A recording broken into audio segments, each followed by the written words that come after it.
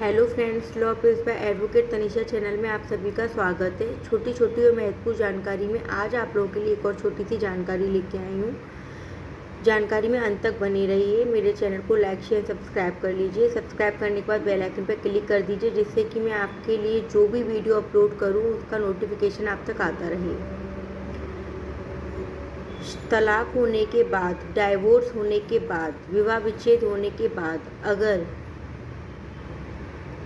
Wife maintenance के लिए case file करती है और अगर वाइफ खुद कैपेबल है, वेल एजुकेटेड है, अर्निंग वुमेन है, तो वो क्या केस फाइल कर सकती है। देखिए, अभी बहुत सारे लेटेस्ट जजमेंट आ रहे हैं जिनकी वीडियो मैंने पहले भी अपलोड करी है और डिस्क्रिप्शन बॉक्स में उसका लिंक शेयर कर दूंगी मैं। अगर कोई भी वाइफ वेल एजुकेटेड है और वो कैपेबल है पैसा अर्न करने में और वो अर्न करती भी है, तो वो मेंटेनेंस के लिए केस फाइल नहीं कर सकती। सेकंड पॉइंट, बहुत सारी क्वेरीज ऐसी होती हैं, क्या कोई पति भी मेंटेनेंस के लिए केस फाइल कर सकता है? जी हाँ, अगर वाइफ अर्निंग है और हस्बैंड अर्निंग नहीं है और वो अर्निंग कर भी नहीं सकता है, वो किसी भी कारणवश वो अर्निंग नहीं हो सकती, जैसे कि अगर वो पढ़ा लिखा नहीं है या फिर वो बॉडीली इंजर्ड है, तो फिर वो नहीं अर्न कर सकता, तो फिर पति भी अपनी डाइवोर्स होने के बाद अपनी वाइफ से मेंटेनेंस के लिए केस फाइल कर सकता है। वो महीने का अपना खर्चा गुजारा भत्ता ले सकता है। Third point, mutual divorce. अगर रजामंदी से डाइवोर्स होता है तो क्या वाइफ हस्बैंड से या हस्बैंड वाइफ से मेंटेनेंस के लिए बोल सकते हैं? जी नहीं।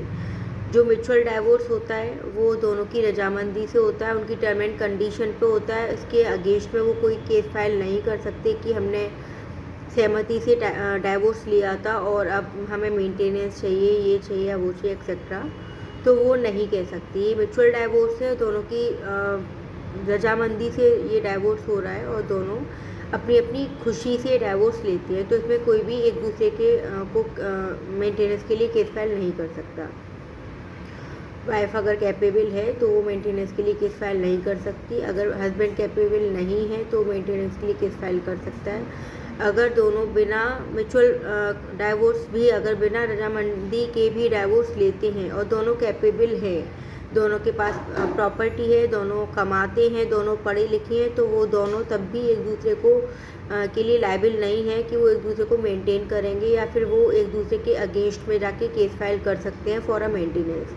अकॉर्डिंग टू सेक्शन CRPC 125 में कंडीशंस सारी दी हुई हैं कि आप कब कब मेंटेनेंस के लिए केस फाइल कर सकते हैं। बट बहुत सारे जजमेंट ऐसे आ रहे हैं जिसमें वाइफ अगर कैपेबल है तो मेंटेनेंस के लिए केस फाइल नहीं कर सकती, और अगर हस्बैंड कैपेबल नहीं है तो मेंटेनेंस के लिए केस फाइल कर सकता है। तो इतनी छोटी छोटी और महत्वपूर्ण जानकारी के लिए आगे और भी सुनने के लिए आप लोग मेरे चैनल को लाइक शेयर सब्सक्राइब कर दिए। Thank you.